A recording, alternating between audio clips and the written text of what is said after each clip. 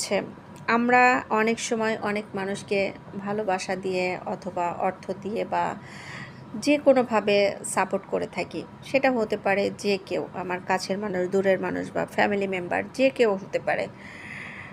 একটি সময় দেখা যায় যে তাদের নিয়ে আমাদের অনেক ভাবনা চিন্তা থাকে, কিন্তু যেই সময়টাতে আমরা এই মানুষগুলোর ইচ্ছা অনুযায়ী কোনো কিছু না করতে পারি, যেটা এমন কিছু করলাম যে তাদের মতবিরুদ্ধ বা স্বার্থ বিরুদ্ধ অথবা তাদের পছন্দ মতো না, ঠিক সেই মুহূর্তেই আপনি একদম ভিলেন হয়ে যাবেন।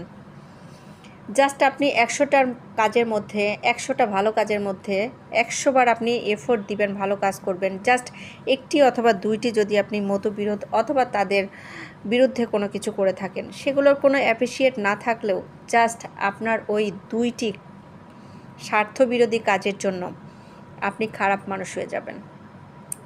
আপনি ঠিক ততক্ষণ পর্যন্তই ওই মানুষগুলোর কাছে ভালো থাকবেন যতক্ষণ পর্যন্ত আপনি তাদের হ্যাঁতে হ্যাঁ মিলাতে পারবেন।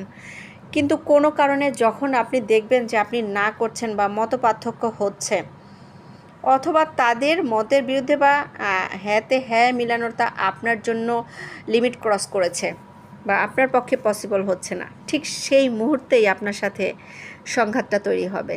সেই মুহূর্ত থেকেই আপনি একজন খারাপ মানুষ এবং আপনি একজন অপছন্দের তালিকায় চলে যাবেন। আপনার হাজারো ভালো কাজ মুহূর্তেই মিলিন হয়ে যাবে। বেসিক্যালি আমরা কেন যেন ভালো জিনিসগুলোকে কাউন্ট করতে পারি না।